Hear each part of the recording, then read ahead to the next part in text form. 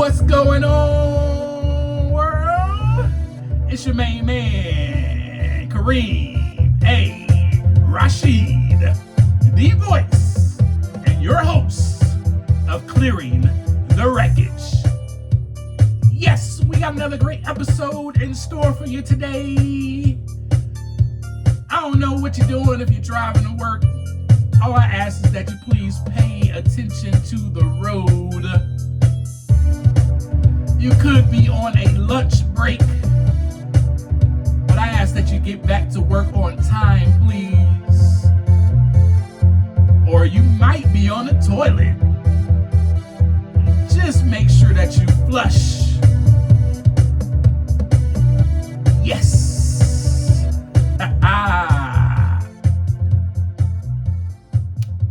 What's happening, world? Here we are again with another episode of Clearing the Wreckage. Can you believe we are on episode 13? And I just want to share an accomplishment. A couple of days ago, I woke up and I checked my email, and I got an email saying, "Congratulations, Kareem, you have reached the milestone, 100 downloads of Clearing the Wreckage." I want to just give myself a hand. Shall we give myself a hand? Woo! Yes. With that, I want to say thank you so much. Thank you so much. It means so much to me that there are people out there that are not just listening to this, but also subscribing, following, and downloading these episodes. And let's just make sure that you continue to do that, because you don't want to miss an episode that comes out every single Monday. And you never know what we're going to talk about. Hell, actually, I never know what I'm going to talk about. So it's always just a great surprise for me and you. Isn't that awesome, right? What are we going to talk about today, Kareem? Well, I know we're going to talk about clearing the wreckage. That's for sure. Yes, indeed. We're going to talk about how the wreckage actually starts kind of early. Yes, it does indeed. And you know what, man? A lot of us probably don't. I know from my experience, I didn't know. I had no idea that it started that early when I was a little itsy bitsy little baby. The wreckage started just piling up inside of me, right? Because that's where the wreckage is. Inside, it's the remains we talked about before. I gave you the definition of wreckage. And one of those definitions is remains, right? And another definition of it is broken parts, right? So we have all of these parts inside of us that are just remaining, you know. It can be just emotions that were suppressed, like me. And that's what we're going to talk about today. We're going to talk about feelings, emotions, and how they go with us for a very long time if we don't clear them out, right? The first thing, though, is I have a question. And this question, I know I have a lot of female listeners, and I just want to give you a hand clap. Woo! Thank you so much, ladies, for listening. But I know I have some male listeners out there, too. And this question will be for most men, because most of us will probably relate to this and probably be able to answer this question with a yes. So my question for the men: how many of you growing up were told that you could not show your emotions? Boy, don't cry. Wipe that tear off your eye. Have you been? Have you been told that? Get up, boy. You ain't hurt. Get up. Wipe it off. Keep going. You better not. You better not cry. Or else. Yeah. So those are just some examples. Those are some of the things that I heard growing up. I wonder if it's the same for you. I asked that question because now that I'm older, I realize that that is a bold-faced lie. For you to tell me that I am not allowed to be human, that's the teaching that you taught me. And let me just throw a disclaimer out. And this is not to defame, discredit, or to put any bad light on any parent out there. Any parent, including mine. Okay, so let me just say that. Because my father is an amazing man whom I love dearly and who is so knowledgeable, so wise, and very understanding, very compassionate, very patient, and very loving. And my father and I have a great relationship today. Now, with that being said, it was a lie. And unfortunately, no one is at fault.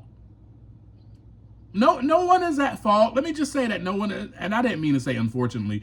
Fortunately, no one's at fault. Fortunately, because that's just the way that they were taught. That's the way that they were raised. I mean, as simple as that. It's just a generational thing that is passed down upon generation. Simple as that. It is what it is. Our parents did the best that they could. Now, is there some benefit with you telling me as a young boy that I should get up and wipe it off? Absolutely. Because they were preparing me for the things that I would go through in this world as a man. And as a man, there is hell that we go through, and we do have to brush it off and keep going. There are moments where we cannot show any emotion. We cannot show that we're afraid. We cannot show that we're sad. We got to just keep moving on. So that is the benefit of that teaching. Yes, I get it totally. But the rest of that teaching, you're telling me that I'm not allowed to be human. And that is a lie, because I am human and I have feelings and I have emotions and I'm allowed. I am allowed to share them and to experience them. So that's the first thing I want to say. And with that being said, that means, here's the kicker right here. That means since age 3, 4, 5, I've been suppressing emotions. Not by choice, but because I had to. That also means that you, if you were raised the same way and taught the same thing, you probably been doing the same thing. You probably been suppressing feelings, just getting back up, moving on, not thinking about anything. You know, nope, I know I feel this way, but I can't, so I just got to keep going. And it probably carried on, remains wreckage as you got older. And you probably don't even know. That wreckage starts early. I think we're all in agreement with that right there. Okay. Being forbidden to show emotions, being forbidden to express any feelings. It leaves us wrecked up, man. It leaves us wrecked up. And, you know, and I know this to be true because as men, just in my circle of friends, not today in my circle of friends, I've cleared the wreckage and I've learned how to clear the wreckage. So that's what I'm here to share with you. I've learned how to express my feelings, you know what I'm saying? And not be awkward about it. And so I have a tight circle of men that I connect with, that we share our feelings with because we're allowed to. And that's okay. That doesn't discredit us. That doesn't make us less than anybody on earth. We're still men. We're still manly men. too. Trust that. And I think it makes us more, actually, of men to be able to talk about such things that need to be talked about and not held in. Anywho, let's move on. So how about the feeling of sadness? Or let's talk about the feeling of abandonment, right? So I'll just share a little story with you. Come on here and sit down on my lap. Let me tell you a little story about me. I was the youngest of 5. So by the time I reached age 4, true story, my oldest sibling, my oldest sister, had graduated high school and she was out of the house. True story. So I already was feeling sad. I already was looking around like, where is my oldest sister at? Where did she go? Don't see her anymore. Don't know why, but just don't see her anymore. I was young, so I didn't have any type of, as kids, when we're young, we can't really put the pieces together. So that's probably, let's just say that that's what I was thinking. Oh, well, my sister's not here. I don't ever see my sister anymore. Moving on, the rest of them grew up and they sprouted out of the house. And then it was just me and my brother and my mother. And my parents, in the midst of all of this, I think I was like 6 years old, they got divorced. That's where the sadness and that's where the feeling of abandonment came in, right there. Because now, not only was I separated from pretty much all of my siblings, now I'm being separated from my dad. And I only seeing my dad like every other weekend or something like that, right? Then I'm separated completely from my dad, go stay with my mother, and then I'm sent back to stay with my dad. So then I felt abandoned by my mother, right? So now it's just me, my brother, and my dad. And I'm talking about full feelings of abandonment that I didn't know. I didn't even know I was dealing with any or feeling any of that as a kid. I just was sad. That's the feeling that I had. That's how I was able to label it as sorrowful. I was sad. Why is everybody leaving me? Why am I over here now? Why am I over there now? Why is just this person around me all the time? Okay, how come I don't see my dad anymore? Where did he go? Right? So these are, those are questions I was asking. And all of that happened very fast. Your childhood, it happens fast. You grow up fast. And I feel like maybe I had to grow up fast, but I kind of didn't. Because the wreckage started there and I kind of stayed sad. And later on, my brother left. Oh, so it was just me. It was just me with my dad. And now, so I'm feeling sad. I don't want to talk to anybody. I don't want to get to know my dad because I barely know him, because I barely seen him. And also, I'm finna get real with y'all, man. I'm finna keep it a buck. I'm finna get real with y'all. This episode is gonna be really hardcore. I didn't want to talk to my dad or get close to my dad. You know why? Because I was afraid that he was gonna leave. I was afraid that my father was gonna leave because everybody left. And I just thought, I'm eventually just going to be by myself alone. I'm going to be a 12, 13-year-old kid by myself. Who's going to take care of me? That is what I was thinking. And so life went on. And then eventually I moved back to stay with my mother. And then, I finished out high school. And, I got into a couple of relationships when I was young. I did. I was like 14, 15, 16, 17, whatever. I had those little relationships. And, in one of those relationships, I got left by this girl. Not on purpose. She moved away, but I felt abandoned again. And then the next one, somebody cheated on me. So I felt abandoned even more. Heartbroken, sad. My whole childhood was filled with sadness. I was a sad, sad kid. And with that being said, I couldn't show that emotion. I remember I was taught not to show it. I was taught to hold it in. And I already shared with y'all at age 12, I took my first drink. And then, 13, 14, I was drinking.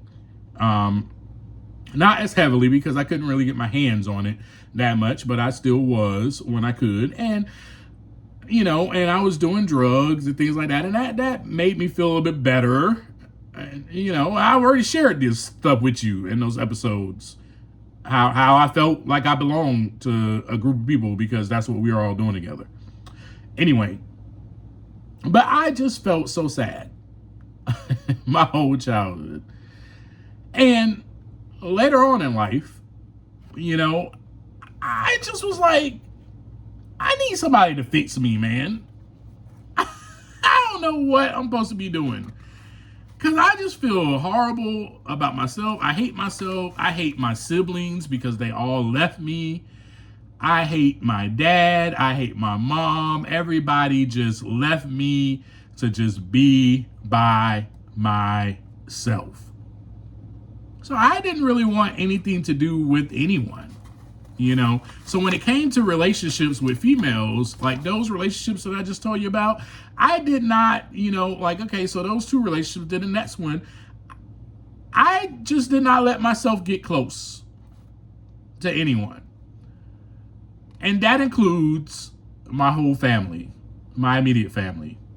And I lived like that. For years, I lived like that. I closed myself off from people because I thought, well, you know what? Everybody's just going to leave me anyway. So there is no reason for me to get close to them. And I got into a lot of fights as a teenager. I definitely... I don't know why I'm saying that. I just wanted to throw that out there. I did. Because I was this sneaky little quiet kid. Because again, I was suppressing every single emotion.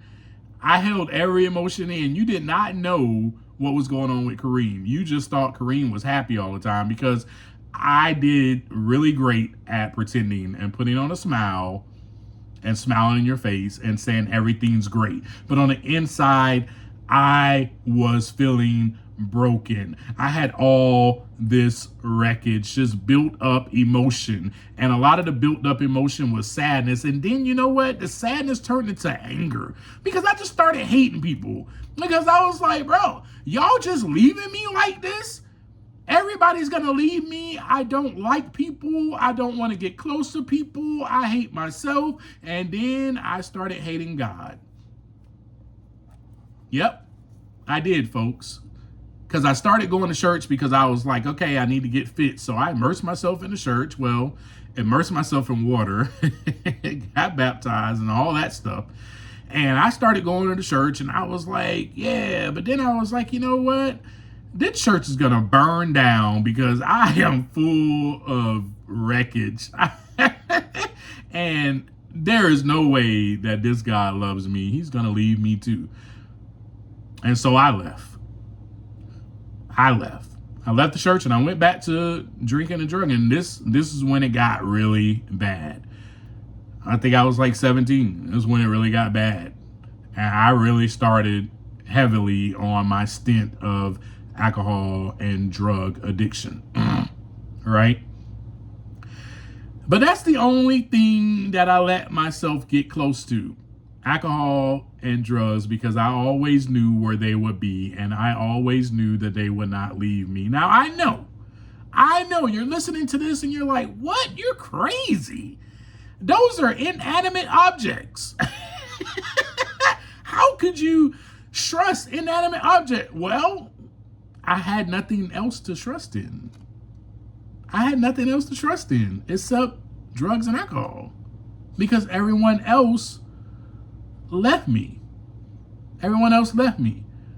I never dealt with any of that. I never dealt with none of that. And so, fast forward, moving on, years later, right? About that I got clean and I got sober, and thank God I did. Thank God I did. Because at that point, I was able to take time to look inside so that the wreckage can begin to clear. And that is when I realized, holy cow, ooh, I think I need therapy. And I went and started talking to this therapist. And the first thing that came up is my sadness and my hate for myself, my hate just for my life, because I felt regret. I felt like I didn't really get a chance to live life as a kid because everybody left me. I had 5 sisters and brothers, and I didn't even get to enjoy my childhood with them. So I was really sad. I was just a very sad kid. I got in a lot of fights as a teenager, and I did not say anything to you. If you started talking trash to me, I just spoke with my fists. So I got in a lot of fights because I had all this emotion built up.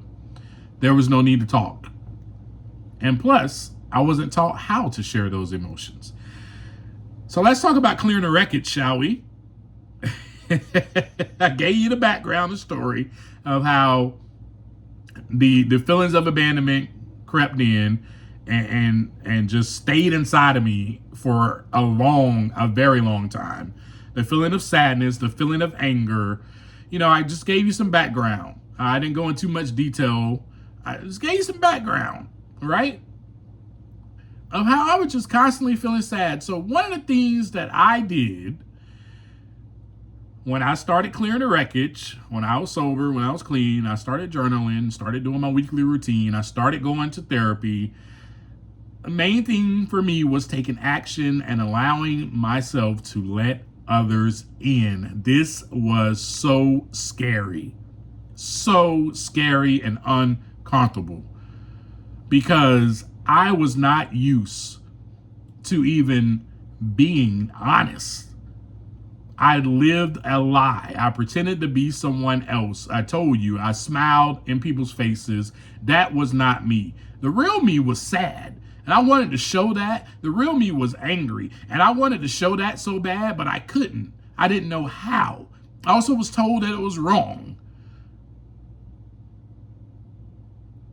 So the main thing for me, when I was learning these things about myself and discovering myself, how to clear that wreckage, how do I do it then? And I just take action, start building friendships. And so I told you the story about how I was going to this Monday night meeting, right, with these men. And so I started building friendships with them, not just with my mentor. Me and my mentor, we had the best friendship ever because that is when I started taking action and I allowed him into my life. He allowed me into his first, and then I opened back up and allowed him into mine, right? And we talked about things that were very hard to discuss. Very, very hard to discuss. That's what made it so scary. And so then I allowed myself to build a couple of more friendships, some of those men in church, but just regular friendships also, with people that I would meet. And so I allowed myself to do that. And that is one of the ways that the wreckage began to clear. Another thing is my therapist taught me to sit in my feelings. And this was something that was very uncomfortable and very new to me because I escaped all my life, right? Or I suppressed the emotions. I was like I'm not feeling anything. I'm going to go numb before I feel anything, right? Because I didn't know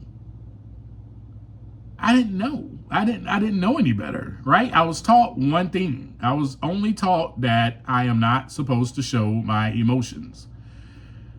So she said, sit in your feelings and they will pass. And I was like, what? They'll pass? Bro, these feelings been inside of me all my life. They ain't going nowhere. What the heck you talking about, woman?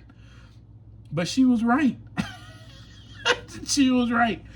I learned how to do that. And let me tell you, oh my gosh. And then the other thing I learned is that feelings are just information. My emotions, they're just it's just information. It's just something letting me know that, hey, I feel sad, and then I need to label why. Okay, I feel sad. Why do I feel sad? And process that and then let it pass through. And that's something that I learned when I started taking the time to look inside so that the wreckage can begin to clear. But let me make this clear. You will not know this about yourself at all until you take time to look inside. If you just continue to go about your life, your day to day, go to work, you know what I'm saying? Go to school, whatever it is you're doing, and just continue to be a robot and not take any time, I'm talking about 5 minutes out of the day, to just sit still for a second. That's the other thing I was taught to do. I was taught all these things that I'm sharing with you.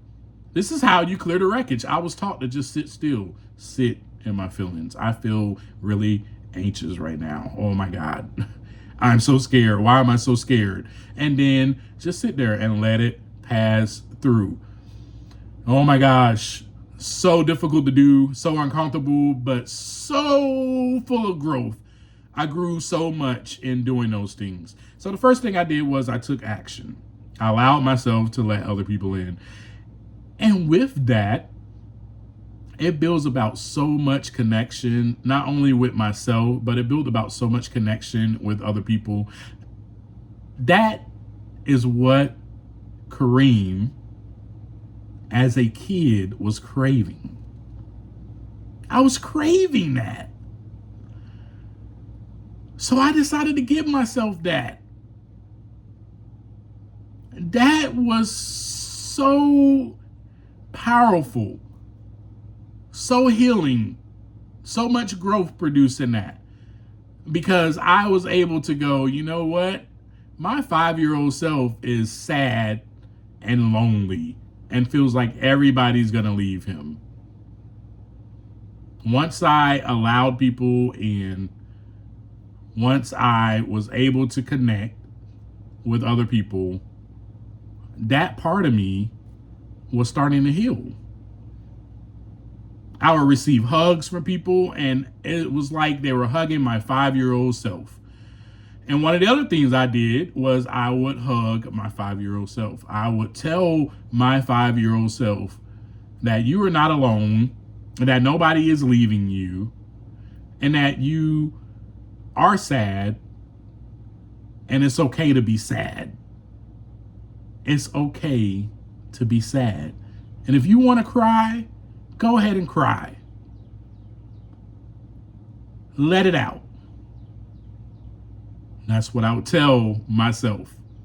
My 32-year-old self at that time, 33, 34, however old I was at that time, will look back and tell my 5-year-old self that if you want to cry, it is okay to cry.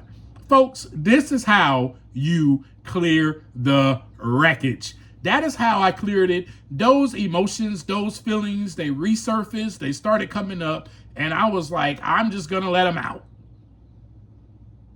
I'm going to let them out. So I have a question for you then.